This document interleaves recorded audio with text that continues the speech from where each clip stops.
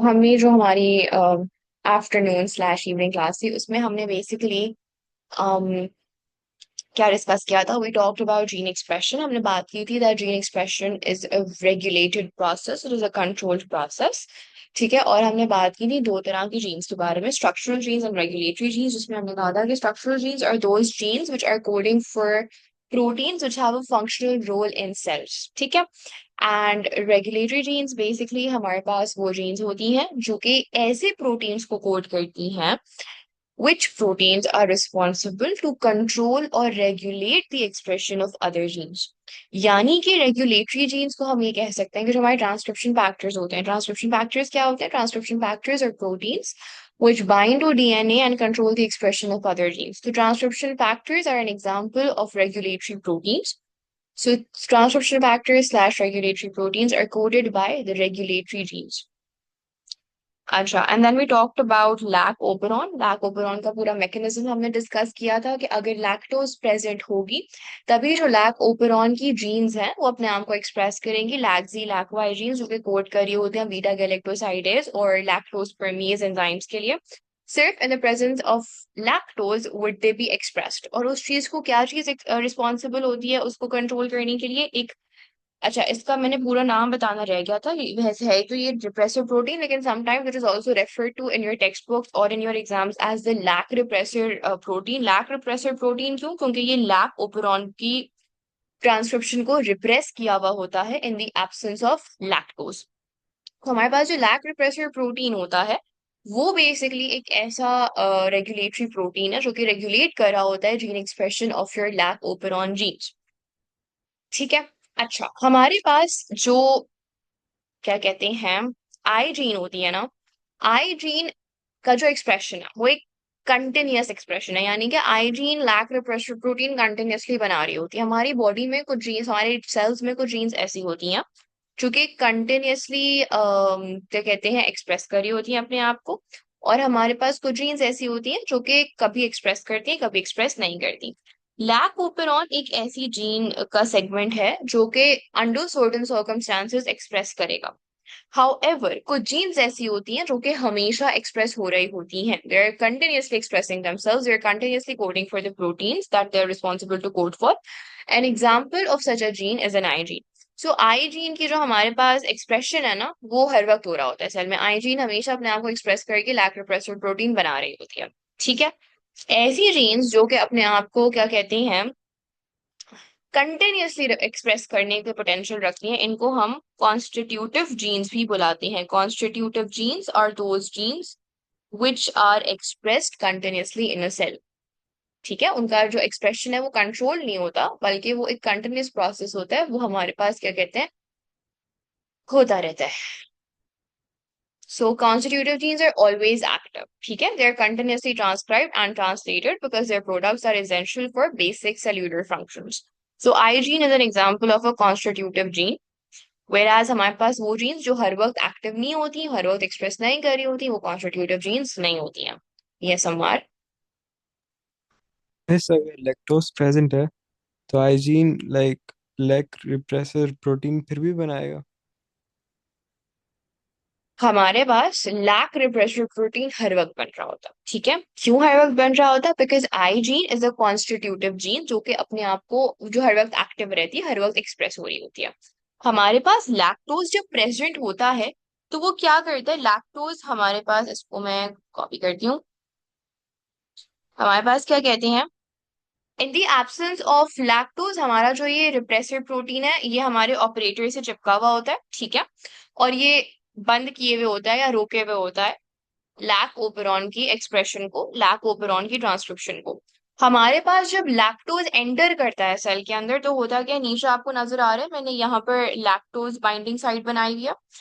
Lactose जब cell के अंदर डिफ्यूज होके आता है तो वो क्या कहते हैं, इस जहाँ पे आपको मेरा कर्सर दिखाई दे रहा होगा एरो, तो ये अपनी बाइंडिंग साइट से लैक्टोज, अपनी लैक्टोज बाइंडिंग साइट से बाइंड करेगा। जब लैक्टोज बाइंडिंग साइट से लैक्टोज बाइंड करेगा तो ये पूरा रिप्रेसिव प्रोटीन का जो शेप है ना वो चेंज हो जाएगा because of the allosteric effect. जब इसका शेप चेंज हो जाएगा इन द प्रेजेंस ऑफ लैक्टोज, तो ये अब ऑपरेटर साइड से कॉम्प्लीमेंट्री नहीं रहेगा और ये अनबाइंड हो जाएगा। जब ये अनबाइंड होगा तो हमारे पास जो ट्रांसक्रिप्शन है लैक ओपेरॉन की वो स्टार्ट हो जाएगी। तो हमारे पास आईजी लैक रेप्रेसर प्रोटीन हर वक्त बना रही होती है, इट्स ऑलवेज एक्टिव। ठीक है, हमारे मिस, पास लैक। जी। बट लाइक अगर लैक रिप्रेसर प्रोटीन बन रहा है और लैक्टोस ऑलरेडी प्रेजेंट है, तो फिर भी हाँ, ये जाके अटैच होगा इसके साथ, प्रोटोमीटर के साथ। हमारे पास अगर लैक्टोज प्रेजेंट है तो लैक्टोज जो है वो इसके शेप को चेंज कर देगी ना।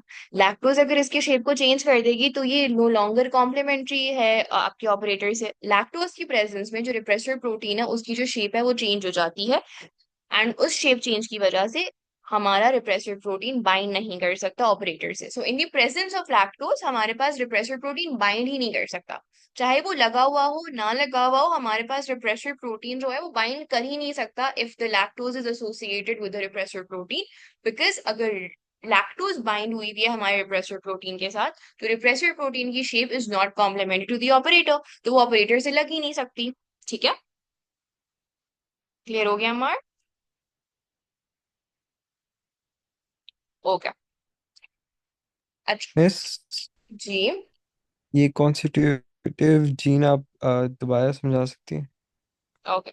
Constitutive genes are those genes which are always active, and always active का मतलब ये है कि इनकी ट्रांसक्रिप्शन और ट्रांसलेशन हर वक्त हो रही होती है, ये ब्लॉक नहीं होती, इनको कोई चीज ब्लॉक नहीं कर रही होती, they are always active, which means कि इनकी ट्रांसक्रिप्शन और ट्रांसलेशन यानी इनका gene expression slash protein synthesis रुकता नहीं है। ठीक है, so IgG is an example of a constitutive gene that is always active and it is actively coding for lac repressor protein. ठीक है, ओके। अच्छा जी, ये हमारे पास रिकैप हो गया of all that we did in the last class. अच्छा जी, अब एक लास्ट चीज, एक लास्ट नाम मैं आप लोगों को इंट्रोड्यूस कर दूं इससे पहले कि आपको इन नामों से चिढ़ हो जाए। There is this one more thing that you guys need to know of, which is the difference between inducible enzymes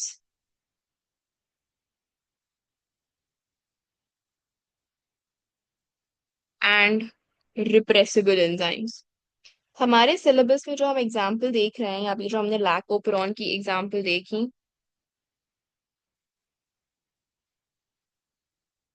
वो हमें क्या कहते हैं, हमने खाली इंड्यूसिबल एंजाइम जो है वो देखनी है। और इसकी एग्जांपल हमारे पास बीटा गैलेक्टोसाइडेज की है। बीटा गैलेक्टोसाइडेज क्या है? अभी जो एंजाइम जो लैक्सी का हम पढ़ के आ रहे हैं ना कि लैक्सी कोड करती है बीटा गैलेक्टोसाइडेज को, वो जो एंजाइम है, इफ यू नोटिस, हमारे पास क्या कहते हैं, an enzyme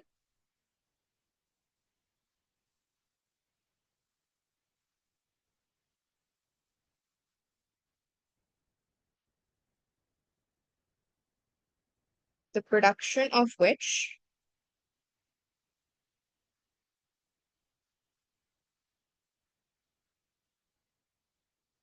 is switched on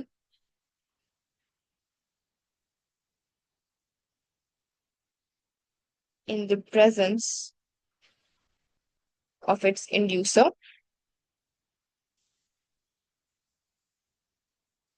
is known as an inducible enzyme। एक ऐसी एंजाइम जिसकी क्या कहते हैं प्रोडक्शन, यानी कि जिसका सिंथेसिस, जिसका एक्सप्रेशन स्विच ऑन हो जाए इन द प्रेजेंस ऑफ समथिंग, जिसको हम इंड्यूसर बुलाते हैं, ऐसी एंजाइम को हम बुलाते हैं इंड्यूसिबल एंजाइम।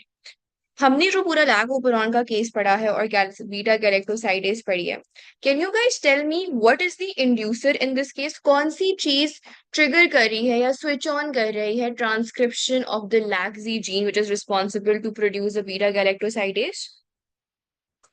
किस चीज की प्रेजेंस में हमारे पास बीटा गैलेक्टोसाइडेज बन रहा है?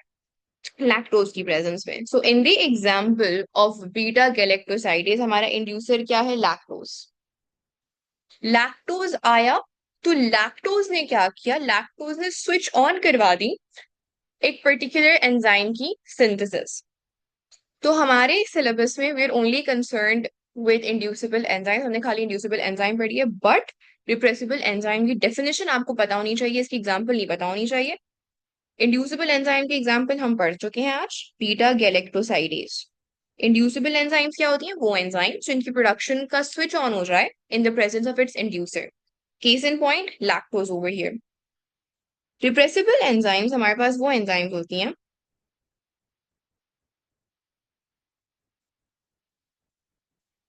enzymes are being produced by default in a cell. However,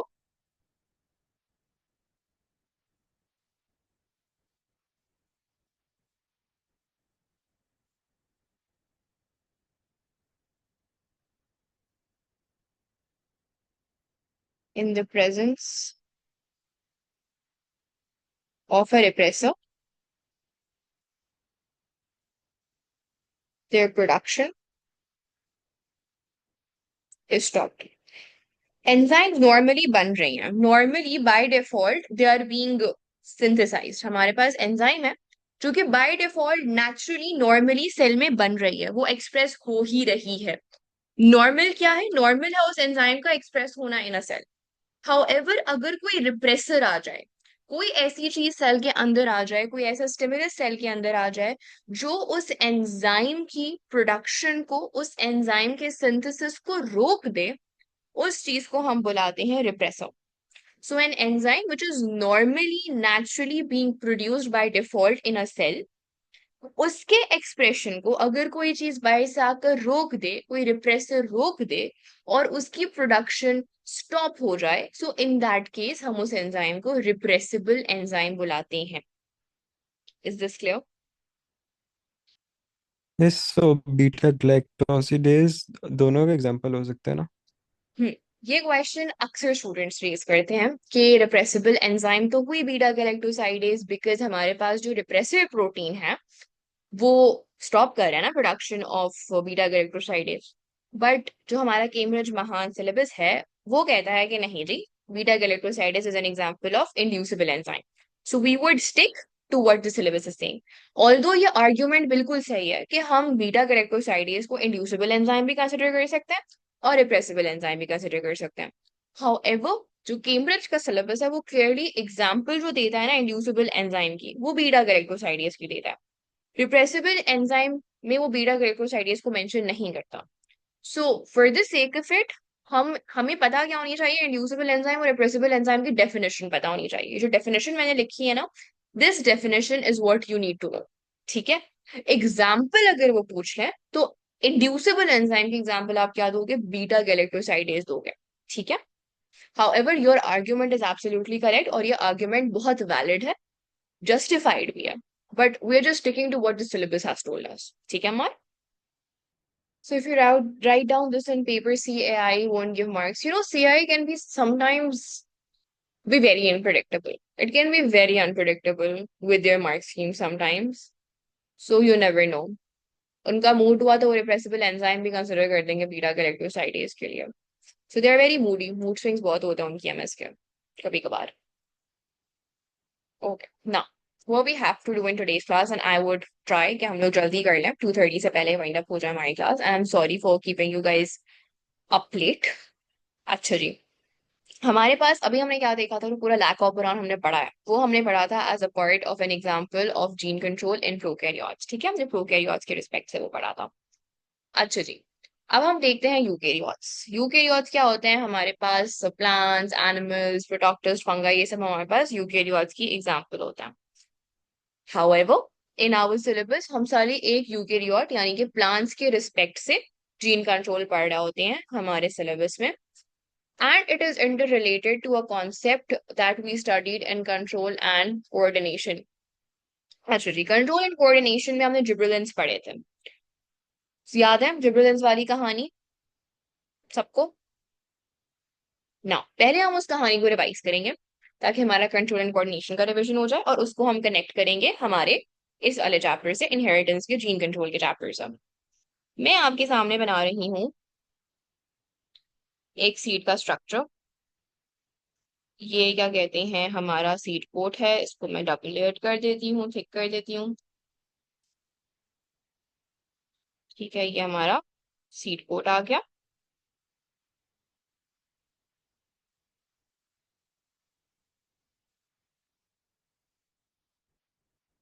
ठीक है, और हमारे पास सीड के अंदर क्या होता है, हमारे पास सीड के अंदर होता है एंडोस्पर्म।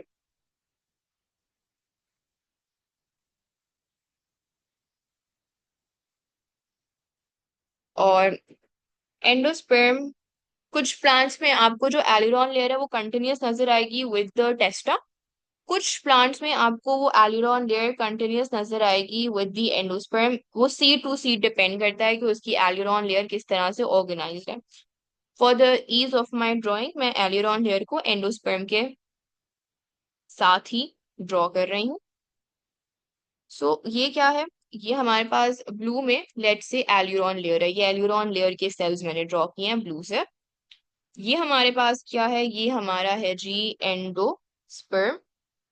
एंडोस्पर्म हमारे सीड का होता है फूड रिजर्व। यहाँ पर हमारे पास फूड सिक्योर्ड होता है in the form of polysaccharide, starch की फॉर्म में स्टोर्ड होता है। ठीक है, और हमारे पास एम्ब्रियो होता है। एम्ब्रियो में वी हैव, ठीक है, एम्ब्रियो में हमारे पास कॉटिलिडन होता है, रेडिकल होता है, फ्लोम्यूल होता है। Now can you guys tell me, हमारे पास एक्टिवेटेड जिब्रेलिन्स कहाँ पे प्रोड्यूस हो रहा होता है इन a seed?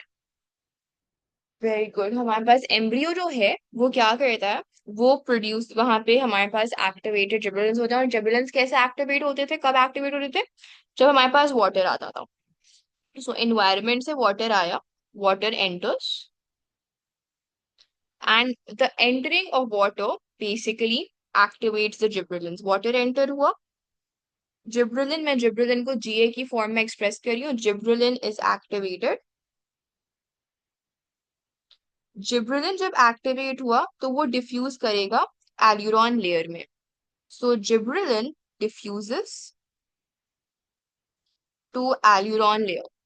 Can you guys tell me इसके बाद की कहानी, बिकॉज इसके बाद की कहानी हमारे पास क्या कहते हैं, इंटर रिलेटेड है विद आवर इनहेरिटेंस वाला चैप्टर। एलिरॉन लेयर में हमारे पास जो अमाइलेज बनाने वाली जीन है वो एक्टिवेट हो जाती है। और वो अमाइलेज फिर क्या करती है, वो डिफ्यूज करती थी एंडोस्पर्म में। Amylase diffuse into the endosperm, हमारा जो स्टार्च है वो फिर कन्वर्ट होता था ग्लूकोज में इन द प्रेजेंस ऑफ अमाइलेज। और फिर वो स्टार्च जाता था हमारे एम्ब्रियो में, और हमारे पास एम्ब्रियो में फिर वो रेस्पायर करके एटीपी बनता था और ग्रोथ ट्रिगर होती थी हमारे एम्ब्रियो की। यही पढ़ा था हमने, as I've always studied in पिछला वाला चैप्टर कोऑर्डिनेशन एंड कंट्रोल। ये हमने कोऑर्डिनेशन एंड कंट्रोल में नहीं पढ़ा था, आई थिंक सो, ये हमने वहां पे पढ़ा था होम्योस्टेसिस में, पता नहीं एट दिस पॉइंट मुझे याद नहीं आ रहा हमने कहाँ पे पढ़ा था। बट आई थिंक सो हमने पता नहीं कहाँ पे पढ़ा था, बट हमने पढ़ा था, मुझे ये याद है। My brain cells are giving up on me at this time. हमें जो कहानी पढ़नी है वो इस स्टेप की कहानी पढ़नी है।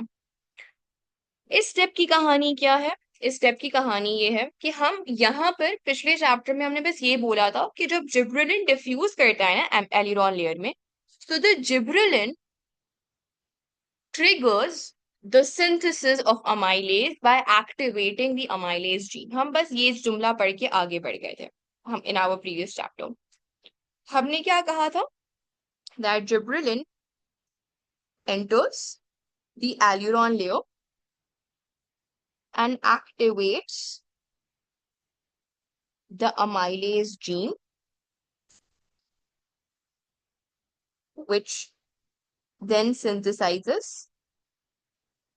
amylase। We studied only this part। अब इस पार्ट का जो भी साइंस है वो अभी हम देखने लगे हैं। हमारे पास, हम एल्यूरोन लेयर के अंदर जा रहे हैं, और एल्यूरोन लेयर के अंदर हमारे पास एल्यूरोन लेयर सेल्स से बनी हुई होती है। ठीक है, ये कोई रैंडम लेयर नहीं है, it is made up of cells. Now हमारे पास एल्यूरोन लेयर का हम डीएनए देखते हैं। ये एल्यूरोन लेयर का डीएनए है। ठीक है, इसमें हमारे पास ये जीन है, अमाइलेज जीन, और हर जीन का अपना एक प्रमोटर होता है। तो लेट से ये इसके साथ इसका प्रमोटर है ना। हमारे पास अमाइलेज की जीन को क्या कहते हैं, ट्रांसक्राइब करने के लिए हमें एक ट्रांसक्रिप्शन फैक्टर चाहिए। अगर ट्रांसक्रिप्शन फैक्टर होगा तभी हमारे पास अमाइलेज जीन जो है वो ट्रांसक्राइब करेगी। The transcription factor, transcription factor is a protein, right? Transcription factor जो है, जो रिस्पॉन्सिबल होता है अमाइलेज की जीन की ट्रांसक्रिप्शन को इनिशिएट करने के लिए, उसको हम बुलाते हैं PIF।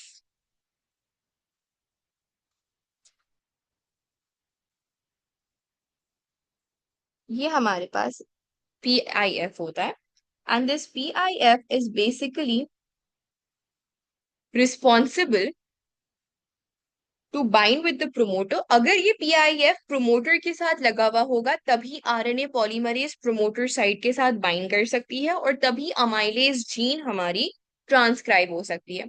PIF है तो हमारे PIF प्रोमोटर के साथ बाइंड हुआ है तो हमारे पास क्या कहते हैं, अमाइलेज जीन ट्रांसक्राइब होगी। PIF अगर प्रोमोटर के साथ नहीं बाइंड हुआ तो अमाइलेज जीन ट्रांसक्राइब नहीं होगी। So let's write this information down. नहीं, यहाँ पे हम खाली PIF पढ़ते हैं और बाकी जो चीजें हैं वो हम एक एक करके पढ़ते हैं, बट आई डोंट थिंक यहाँ पे कोई ऑपरेटर नहीं है।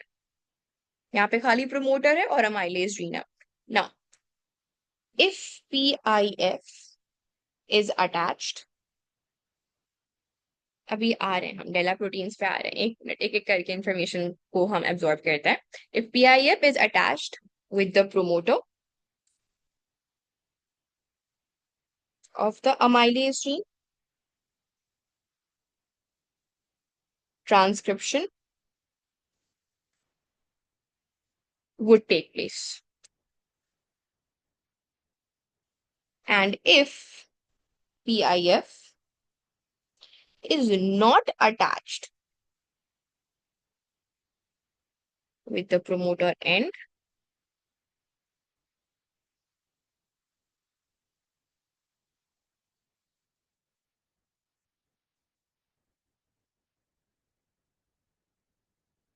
no transcription takes place. तो हमारे पास कंडीशंस ये हैं। अगर PIF अटैच्ड है प्रमोटर के साथ, transcription of amylase gene would take place, यानी कि amylase synthesis would trigger, would start, would get activated. If PIF is not attached with the promoter, तो हमारे पास अमाइलेज जीन का एक्सप्रेशन नहीं होगा, हमारा अमाइलेज सिंथेसिस भी नहीं होगा। Now the question is, what is stopping the PIF from binding with the promoter? क्या चीज है जो PIF को रोक रही है इस प्रमोटर से अटैच करने से? क्या चीज है जो रोक रही है अमाइलेज जीन के सिंथेसिस को? सो PIF के साथ अगर डेला प्रोटीन्स लगे हुए हैं, ये लेट से हमारे डेला प्रोटीन्स हैं। If DELLA proteins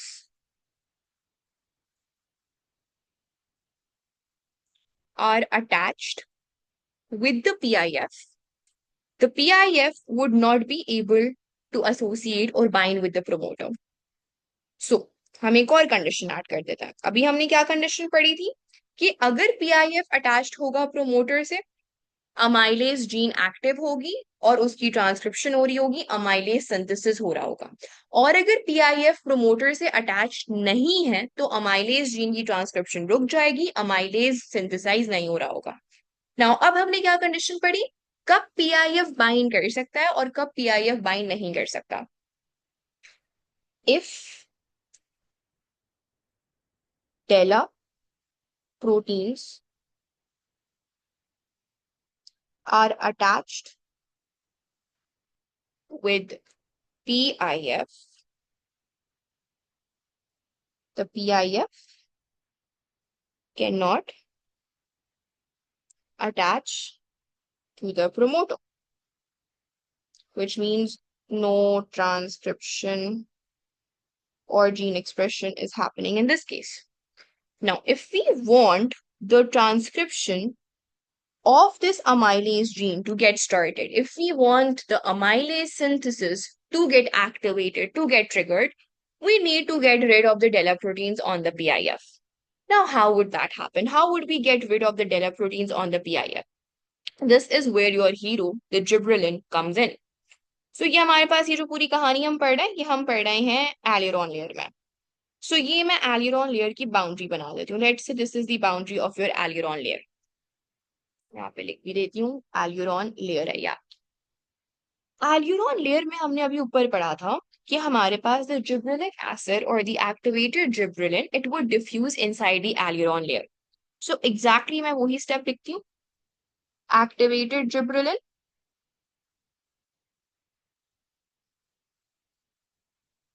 diffuses inside the aileron layer. Now, हमारे पास अगर एक्टिवेटेड जिब्रेलिन डिफ्यूज कर रहा है हमारे एल्यूरॉन लेयर में, तो अब क्या होगा? नाउ हम जिब्रेलिन को दे देते हैं एक सिंबल. लेट्स से हमारे पास ये जिब्रेलिन है. This is your gibberellin. हमारे एल्यूरॉन लेयर में एक एंजाइम होती है. उस एंजाइम को हम ड्रॉ कर लेते हैं. Now this enzyme is an inactive enzyme. ठीक है, ये अपनी इनएक्टिव फॉर्म है. ये एक इनएक्टिव एंजाइम है. Now can you see that the active side of this enzyme is complementary to gibberellin? Can you all appreciate that?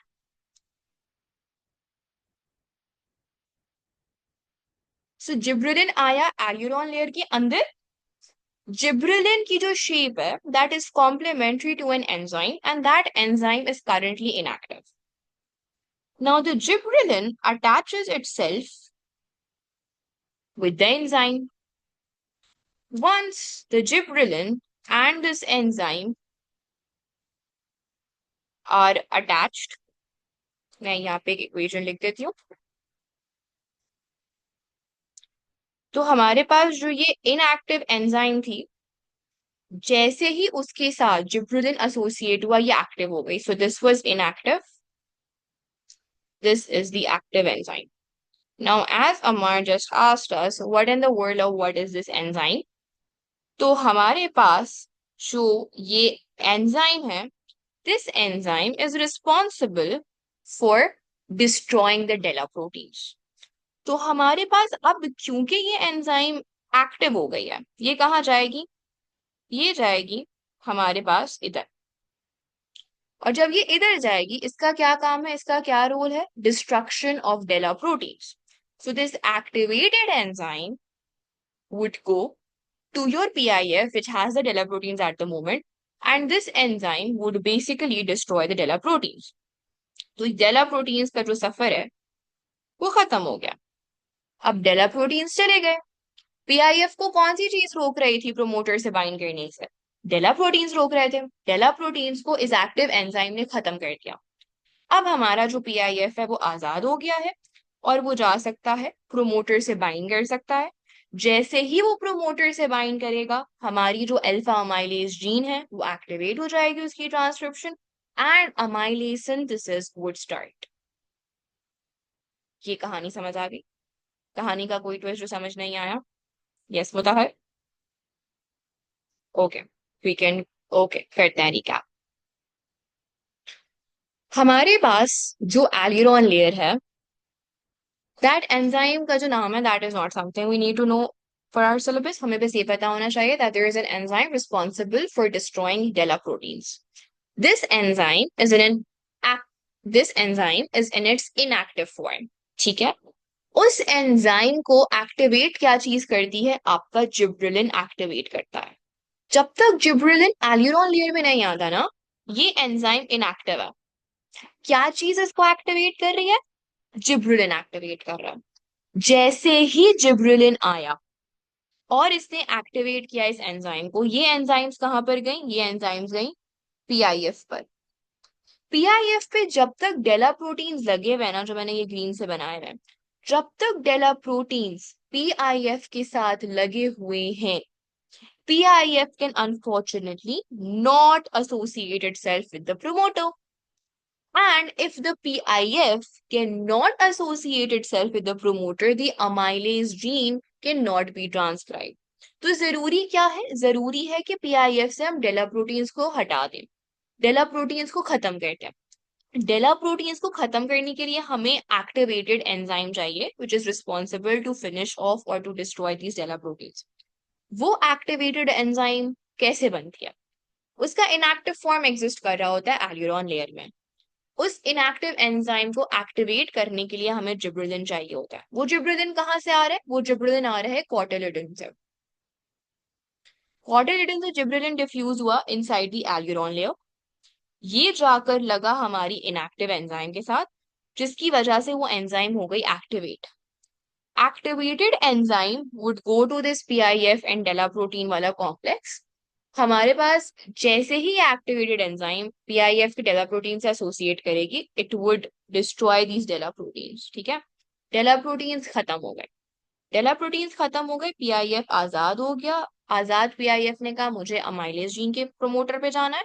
Promoter से वो एसोसिएट हुआ। जैसे ही वो प्रमोटर से एसोसिएट हुआ, हमारे पास क्या कहते हैं, अमाइलेज जीन की ट्रांसक्रिप्शन एक्टिवेट हो गई। अमाइलेज जीन की ट्रांसक्रिप्शन एक्टिवेट हो गई, अमाइलेज बनना शुरू हो गया।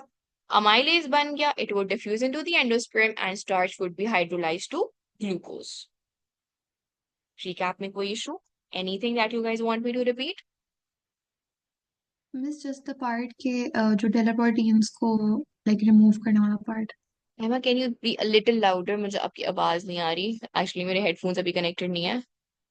मिस द डेला प्रोटीन्स को रिमूव करने वाला जो पार्ट है ना, वो कैन यू एक्सप्लेन रिपीट करूँ फिर दैट से? पार्ट? श्योर। या जस्ट लाइक हमारे पास देखो, PIF is responsible for the transcription of amylase, क्योंकि जब तक PIF नहीं लगा होगा ना प्रमोटर के पास, हमारा RNA पॉलीमरेज एसोसिएट नहीं कर सकता इस प्रमोटर के। तो RNA पॉलीमरेज अगर एसोसिएट नहीं कर रहा, इन this case scenario RNA polymerase associate नहीं कर रहा, mRNA नहीं बन पाएगा, ट्रांसक्रिप्शन नहीं हो रही बेसिकली। प्रोमोटर पे अगर PIF लगा हुआ होगा, तभी हमारे पास RNA पॉलीमरेज इस प्रमोटर से बाइंड कर सकता है और अमाइलेज जीन की ट्रांसक्रिप्शन हो सकती है। तो इसके लिए हमें PIF चाहिए। बट मसला क्या होता है कि PIF के ऊपर डेला प्रोटीन्स लगे हुए होता है, और जब तक PIF पे ये डेला प्रोटीन्स लगे हुए होते हैं ना, ये PIF को रोक रहे होते हैं from getting associated with the promoter. हमारे पास ये डेला प्रोटीन्स हमें डिस्ट्रॉय करने होते हैं। इनको डिस्ट्रॉय करने के लिए एक एंजाइम होती है, बट वो एंजाइम एलियरॉन लेयर में इनएक्टिव होती है। वो एंजाइम एक्टिवेट कब होती है? In the presence of gibberellin. So हमारे पास जो जिब्रेलिन्स हैं वो डिफ्यूज होते हैं एलियरॉन लेयर में। वो जिब्रेलिन्स जाके लगेंगे उस इनएक्टिव एंजाइम के पास, इनएक्टिव एंजाइम हो गई एक्टिव। वो active enzyme would go towards this DELLA protein. DELLA proteins को वो क्या कर देगी? डिस्ट्रॉय कर देगी। जब डेला प्रोटीन्स डिस्ट्रॉय हो गए, हमारा PIF is now free to bind with the promoter and now the RNA polymerase can attach to the promoter and transcribe your amylase gene. ठीक है, क्लियर हो गया? So this is it that you need to know for gene expression in eukaryotes.